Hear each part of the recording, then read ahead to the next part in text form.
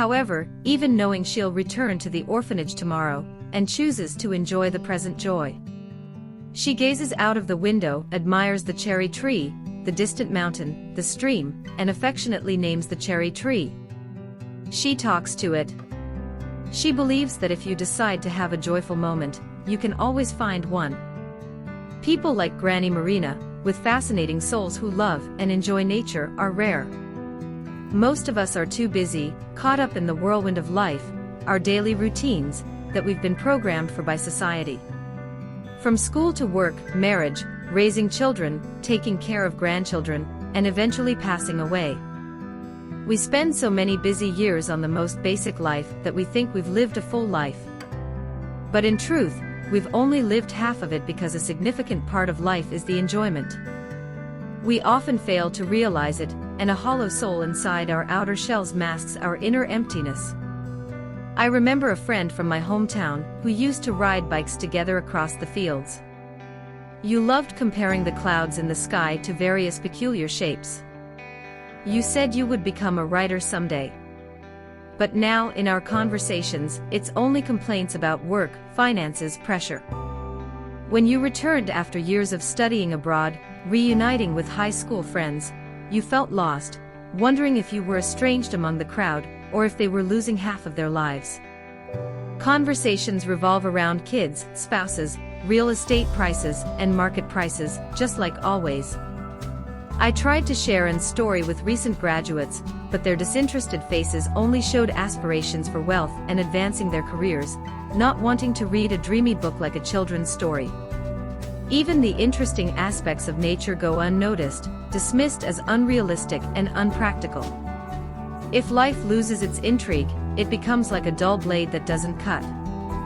But in reality, it can also harm you, and it may take a long time for others to realize that despite achieving material success, desired goals, and completing the societal programming like everyone else, with a soul devoid of taste, you'll be as devastated as on a dull day like this.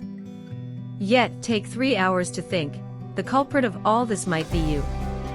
Don't shut your heart, don't blame the sun for not shining, immerse yourself in nature, the universe, and discover the romantic and delightful aspects of life. Otherwise, life is just a barren piece of land. Frederick, the social philosopher, once said that suffering, as well as happiness, is a genuine feeling in the heart. The reason life is boring is that you're living like an empty shell. An interesting soul can always see the rivers, lakes, and mountains, finding fascination in this universe. Even in days of clouds and storms, no matter how difficult life is, interesting things will turn the situation around, making it enjoyable. Though routine days stay unchanged, imagination can still soar high. Find comfort in imagining yourself deceived, but what helped and transformed difficult days into joyful ones? It's imagination. And told Messi that when faced with abandonment time and time again, she lived in an extremely desolate place. Without imagination, she couldn't continue to live. A writer once said that Anne has two invaluable treasures: wonderment for life and a vivid imagination.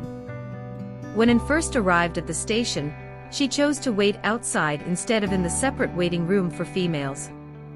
She thought there was more space for imagination outside.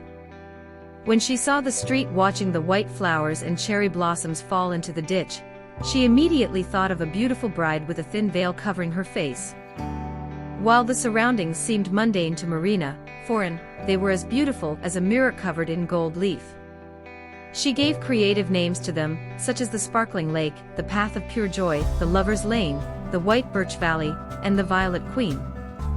Faced with a classical dress devoid of sophistication, Anne could still imagine it as she pleased. Through her imagination, she could hang silk curtains and place a velvet carpet on the floor, transforming a cold room into a dreamy space. Imperfections in ordinary life can become perfect through imagination. This self-comforting and deceiving tactic might be absurd to the world, but in Anne's heart, it's the secret to appreciating life. It's like when Friendy's grandmother said that the Brooklyn tree needs imagination. Imagination is invaluable. Even if life becomes challenging, it won't be trapped in mundane days. Unfortunately, today's children are orchestrated by adults into countless activities. If you ask who's the busiest in the world, it's probably today's children. They wake up early in the morning, go to school, attend various skill classes, and do homework late at night. They have no time to develop their innate imagination, which eventually leads them to become dry adults, just like their parents now. Anne's imagination not only helps her maintain a happy and optimistic attitude, but also heals those around her. The first person is Messi, a quirky old man famous in Evelyn. Slow, introverted, and hardly speaks with the opposite sex except for his sister and aunt. He drove his horse carriage to the train station to pick up a soon-to-be adopted boy, but upon arrival, he found a red-haired girl waiting. How could Messi speak up due to this confusion? However, Anne didn't let him feel awkward. She kept talking, joking about being mistaken. She said she was happy to meet her uncle, and hoped he wouldn't stand her up. She even thought of other reasons he might not have come. Then she concluded that if he didn't come tonight, she was sure he would come tomorrow. Anne's quirky imagination effectively conquered Menu, prompting him to decide to take the girl home. With this little odd bird beside him, life suddenly became much brighter for Messi. People who are captivated by Anne's heart are mostly children. Those who view Anne as different are adults.